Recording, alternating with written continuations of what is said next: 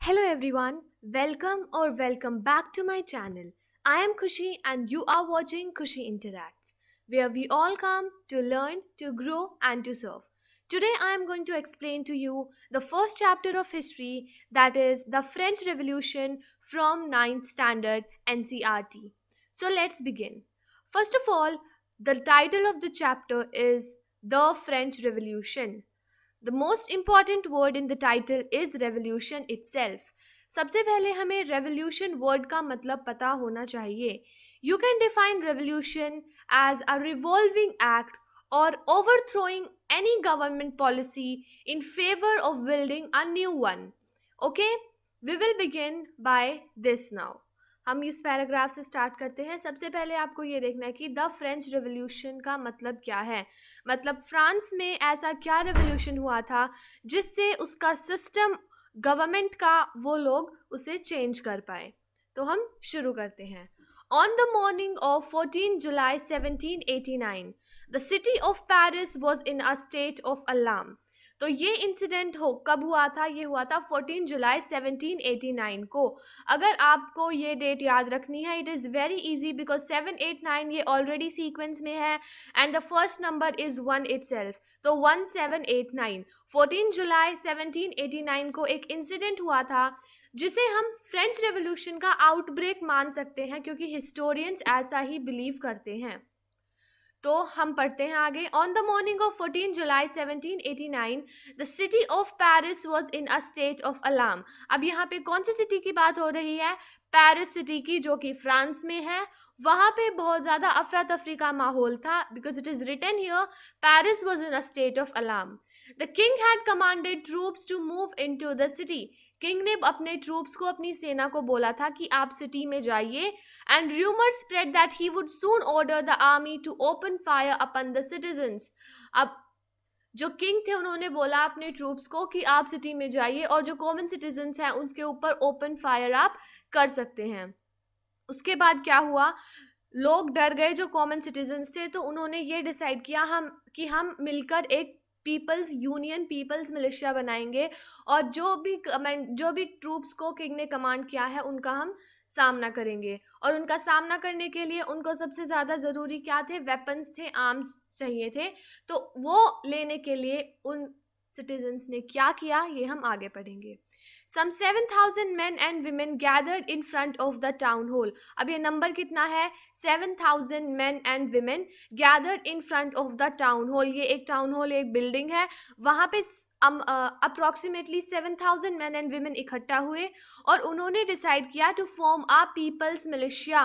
Peoples militia क्या होता है? मतलब आप ये ही सोच सकते हैं कि एक यूनियन है जहाँ पे बहुत सारे लोग एक साथ इकट्ठा होते हैं एक पर्टिकुलर कॉज के लिए. ठीक है.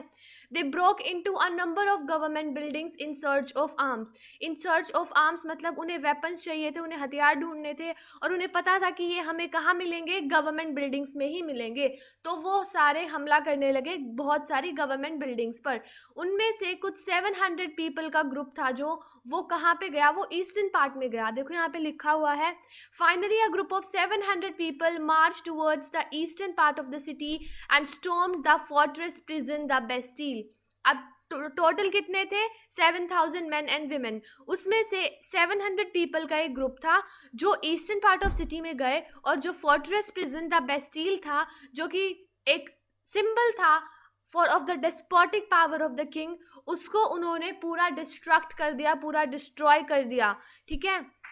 Where they hope to find hoarded ammunition. मतलब उन्हें ये एक्सपेक्टेशन थी कि हमें वहाँ पे कुछ ना कुछ होर्डेड अम्यूनिशन मिल सकता है. मतलब हमें कुछ वहाँ पे वेपन्स मिल सकते हैं या फिर स्टॉक में कुछ भी फूड ग्रेन्स मिल सकते हैं ताकि वो अपने सर्वाइवल के लिए वहाँ पे रह सकें. Okay. In the armed fight that followed the commander of the Bastille was killed and the prisoners release though there were only 7 of them. और उन सिटीजन्स ने क्या किया? जो कमांडर था बेस्टील प्रिजन का उसको मार दिया और वहाँ के जो प्रिजनर्स थे और 7 ही थे वैसे तो, लेकिन उन सबको उन्होंने रिलीज कर दिया. Yet the Bastille was hated by all because it stood for the despotic power of the king. जो क्रूअल किंग था वो उसके सिंबल था, वो जो प्रिजन ऑफ बेस्टील था, इसलिए कॉमन सिटीजन्स उस बेस्टील प्रिजन को बहुत ज़्यादा हेट करते थे. उनके मन में बहुत हेटरेट थी इस प्रिजन को लेकर, बिकॉज ये किंग का जो क्रूएल्टी थी, जो किंग की डिस्पोटिक पावर थी, उसका एक तरीके से सिंबल था.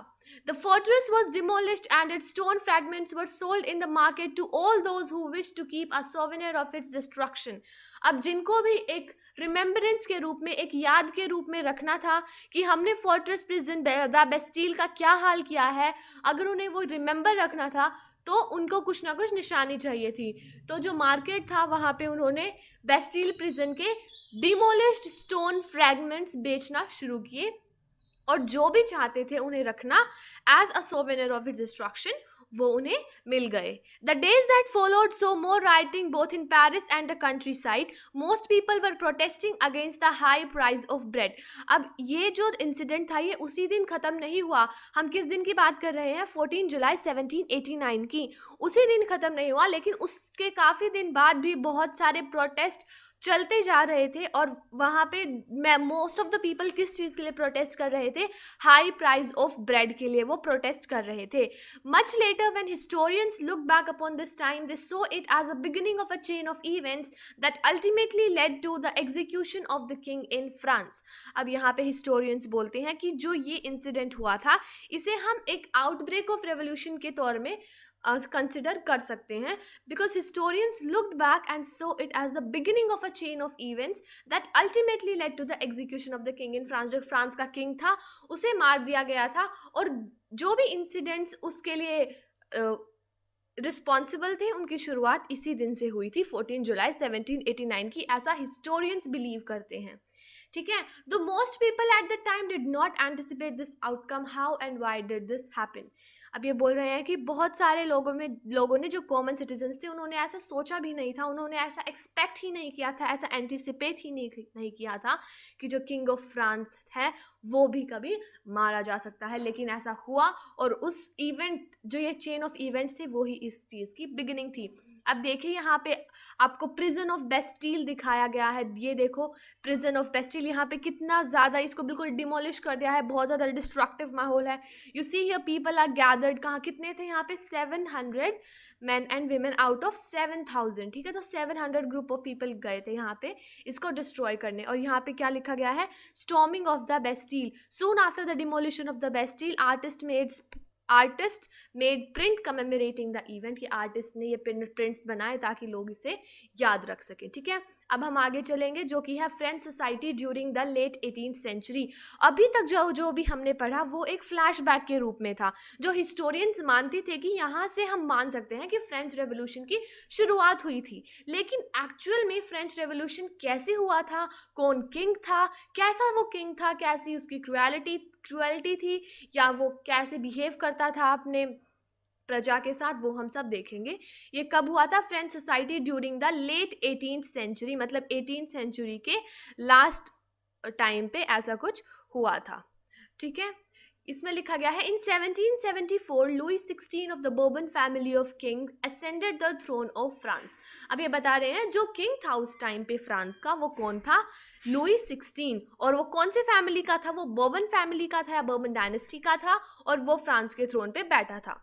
अब इसके बारे में थोड़ा सा बता देती हूँ. इसमें ये लिखा गया है कि he was 20 years old and married to the Austrian princess Marie Antoinette. कि जब वो सिर्फ 20 years का था उसकी शादी करा दी गई थी ऑस्ट्रिया की प्रिंसेस से, जो कि है Marie Antoinette. Upon his accession the new king found an empty treasury.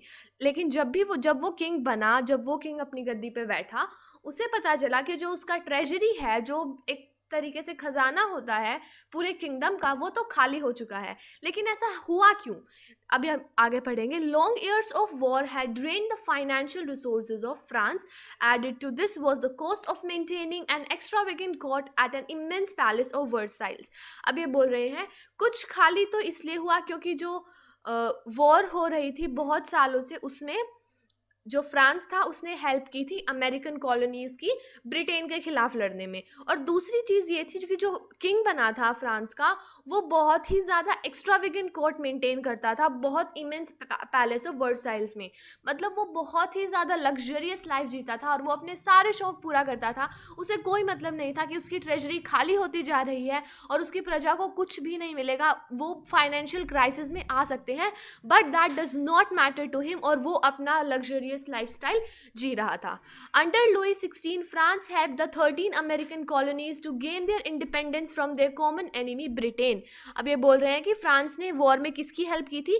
13 American colonies की। क्यों हेल्प की थी? क्योंकि उनकी वॉर चल रही थी ब्रिटेन के खिलाफ और उनसे इंडिपेंडेंस लेने के लिए फ्रांस ने उनकी हेल्प की थी। मतलब जो भी फाइनेंशियल इनकम, फाइनेंशियल रिसोर्सेज चाहिए होते हैं वेपन्स के लिए, फूड ग्रेन्स के लिए, किसी भी चीज़ के स्टॉक के लिए, ताकि वो सर्वाइव कर सके, वो सब फ्रांस ने अमेरिकन कॉलोनीज को प्रोवाइड किया था, लेकिन वो उसे कभी वापस मिला ही नहीं, इसलिए अब वो फाइनेंशियल क्राइसिस में है। और दूसरी चीज़ थी लग्जरियस लाइफस्टाइल ऑफ लुई 16, और उसकी वाइफ भी बहुत ही ज़्यादा लग्जरियस लाइफस्टाइल जीती थी, जो की थी ऑस्ट्रिया की princess. The war added more than a billion livres to a डेब्ट that had already risen to more than 2 billion livres. अब ये जो लिवर्स है ये है करेंसी फ्रांस की, और ये बोल रहे हैं वो ऑलरेडी कर्जे में थे, वो ऑलरेडी डेब्ट में थे, कितने? अ बिलियन लिवर्स। लेकिन उसी के ऊपर और भी ज़्यादा इंटरेस्ट चलता जा रहा था, इट इज़ रिटन 10% इंटरेस्ट चलता जा रहा था, और वो जाके मोर देन 2 बिलियन लिवर्स हो गया। अभी जो लेंडर्स थे उन्होंने अपने स्टेट क्रेडिट के ऊपर भी 10% इंटरेस्ट चार्ज करना शुरू कर दिया अपने लोन्स पे। So the French government was obliged to spend an increasing percentage of its budget on interest payments alone.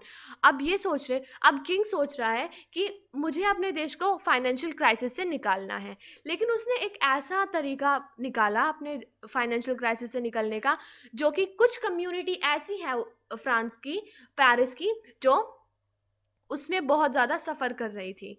अब आप देखो इसमें लिखा गया है कि French government was obliged to spend an increasing percentage of its budget on interest payments alone। अब वो अपने जो बजट था इंटरेस्ट पेमेंट्स का उसके ऊपर भी एक्सटेंसिव वो लगा रहे थे, इंटरेस्ट लगा रहे थे 10%। To meet its regular expenses such as the cost of maintaining an army, the court, running government offices और universities।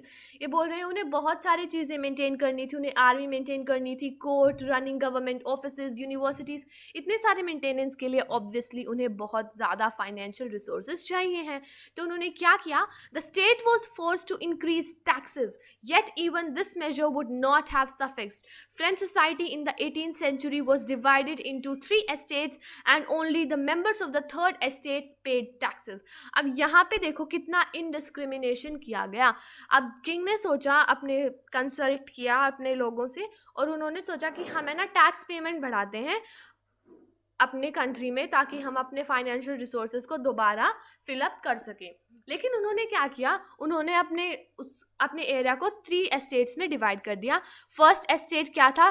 क्लर्जी था फर्स्ट एस्टेट, मतलब जो चर्च वाले लोग होते हैं। सेकंड एस्टेट था नोबिलिटी, मतलब जो किंग था और उसकी फैमिली वाले। थर्ड एस्टेट में मिडल मैन, मतलब थोड़ी मिडिल क्लास फैमिली के थे और थोड़े रिच भी थे। जो ऊपर वाले हैं big businessman, merchants, courts, official lawyers, ये थोड़े रिच थे। और जो ये पेजेंट्स एंड आर्टिसंस हैं, स्मॉल पेजेंट्स हैं, लैंडलेस लेबर्स हैं, सर्वेंट्स हैं, ये सब बहुत ही पुअर कंडीशन में थे। लेकिन उन्होंने बोला कि जो टैक्स पेमेंट है वो सिर्फ थर्ड एस्टेट वाले लोग ही करेंगे। जो फर्स्ट एस्टेट और सेकंड एस्टेट वाले लोग हैं, they are exempted from paying taxes. अब उनको ये एक्स्ट्रा ये दिया गया बेनिफिट कि आपको क्लर्जी वालों को और नोबिलिटी वालों को कोई भी टैक्स पेमेंट नहीं करनी है। I've made it dirty, I'll clean it up। उन्होंने बोला कि जो क्लर्जी और नोबिलिटी वाले हैं उनको टैक्स पेमेंट नहीं करनी है, जो थर्ड एस्टेट में है सिर्फ वो ही टैक्स पेमेंट करेंगे। देखो कितनी बुरी बात है। ऑलरेडी वो जो थर्ड एस्टेट वाले हैं वो सबसे ज़्यादा सफ़र कर रहे हैं फाइनेंशियल क्राइसिस की वजह से, और उन्हें ही बोला जा रहा है कि आप ही टैक्स पे करो। This is the worst decision he have taken. और उसके बाद सब उसे बहुत हेट करने लगे, लुई 16 द किंग को। The society of estates was part of the feudal system that dated back to the middle ages. Okay, feudal system के बारे में भी हम पढ़ेंगे आगे चल के, ठीक है। देखते हैं आगे। Where was I? हाँ, The term old regime is usually used to describe the society and institutions of France before 1789. Figure 2 shows how the system of estates in French society was organized. अब देखो मैंने आपको दिखाया था, note that within the third estate some were rich and others were poor. मैंने बोला ये वाले जो big businessman, merchants, official lawyers हैं, ये सब रिच हैं. Peasants, artisan, small peasant, landless labour, ये सब पुअर है. और फर्स्ट और सेकंड एस्टेट्स वालों को तो ऑलरेडी इतने प्रिविलेजेस मिले हुए हैं और अब उनको टैक्स से भी एग्जेम्प्ट कर दिया गया है, तो उनके तो मतलब बहुत ही ज़्यादा बेनिफिट हुआ इस चीज़ से. ठीक है. Pageants made up about 90% of the population, मतलब जो 90% ऑफ द पॉपुलेशन थी वो तो पेजेंट्स की ही थी और उन्हें ही टैक्स पेमेंट करना था. However only a small number of them owned the land they cultivated. About 60% of the land was owned by the nobles, the church and other richer members of the third estate.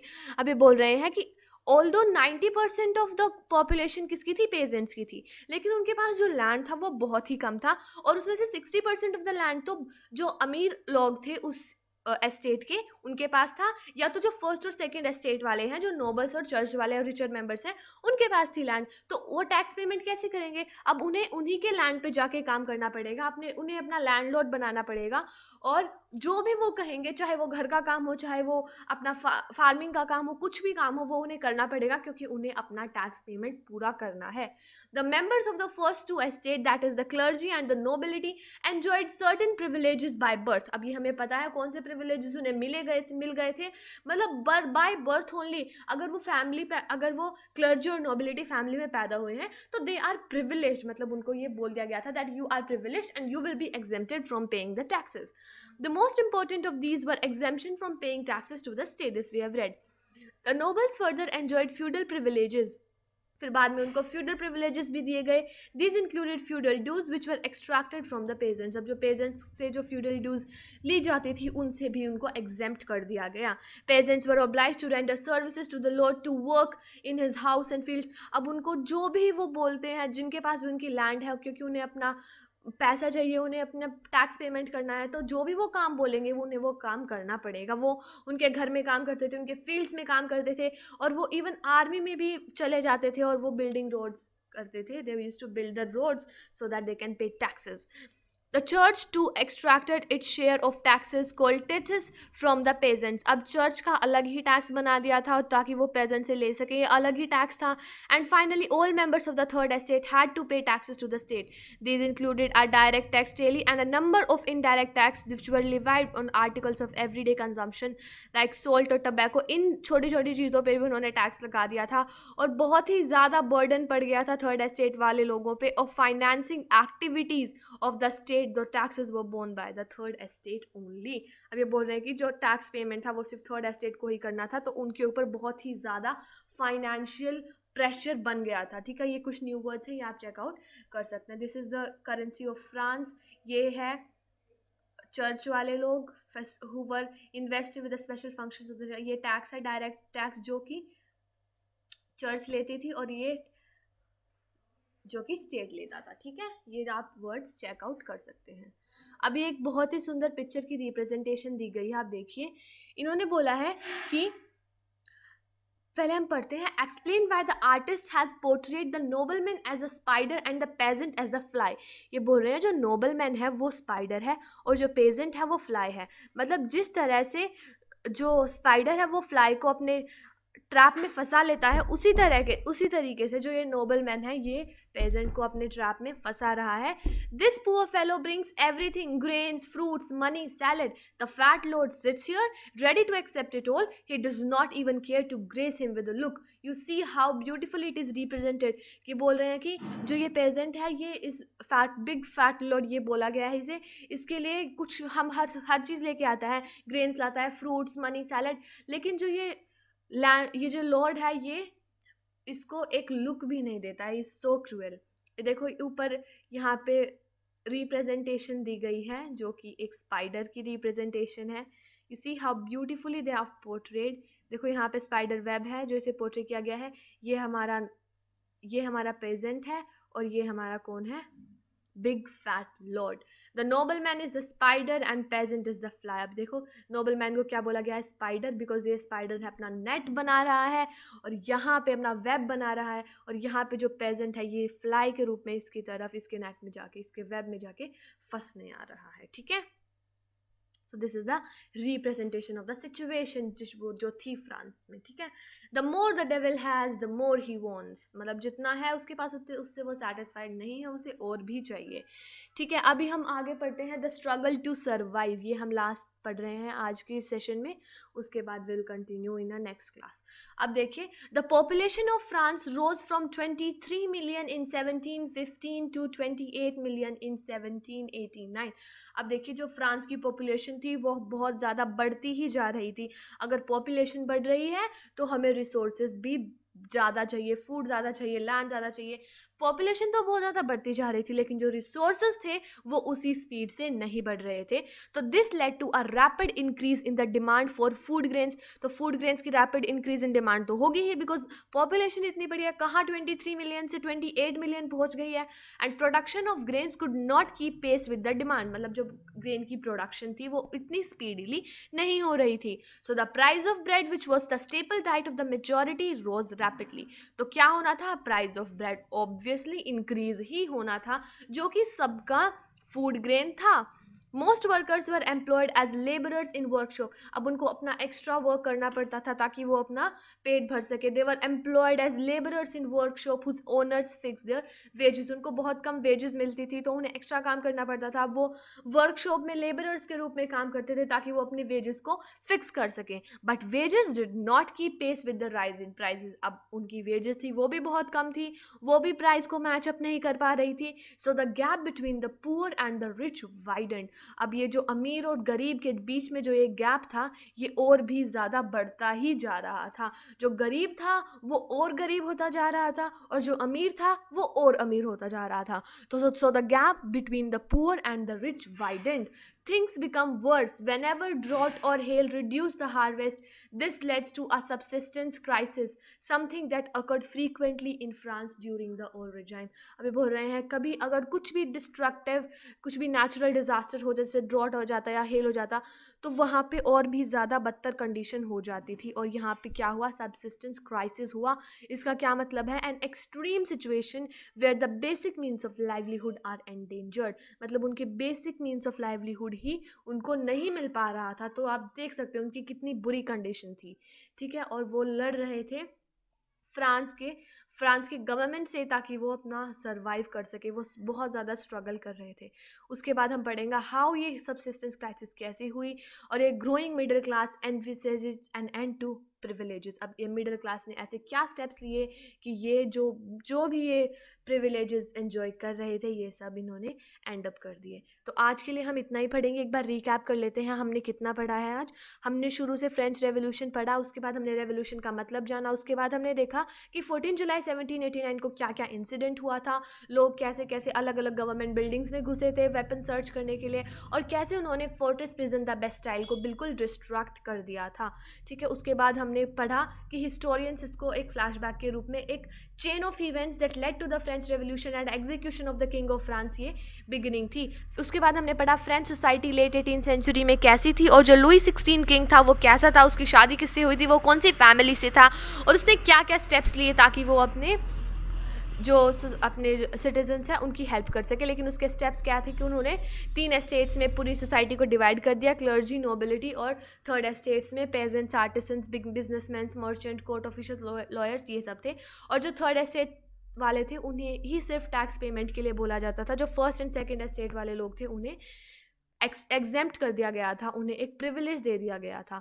उसके बाद यहाँ पे nobleman और pageant को एक spider and a fly के रूप में इन्होंने दर्शाया है। उसके बाद उन्होंने वो कैसे स्ट्रगल कर रहे थे सर्वाइव के लिए, क्योंकि पॉपुलेशन बढ़ती जा रही थी और जो फूड ग्रेन का प्रोडक्शन है वो घटता जा रहा था, price of bread was increasing, labourers को वर्कशॉप में काम करना पड़ रहा था, और जो गैप था पुअर और रिच का वो बढ़ता ही जा रहा था।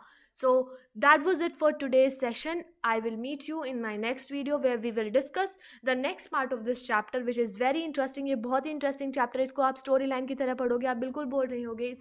इसको आपस में relate करते जाओ। It's like a story and you have to learn so many things from the subject history. Okay, so that was it. I will meet you in my next video. Don't forget to like the session if you did, and do subscribe to my channel Khushi Interacts, and don't forget to click the bell icon so you get notified every time I post a new video.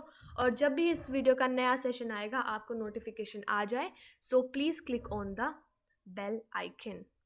So that was it. Thank you all for watching.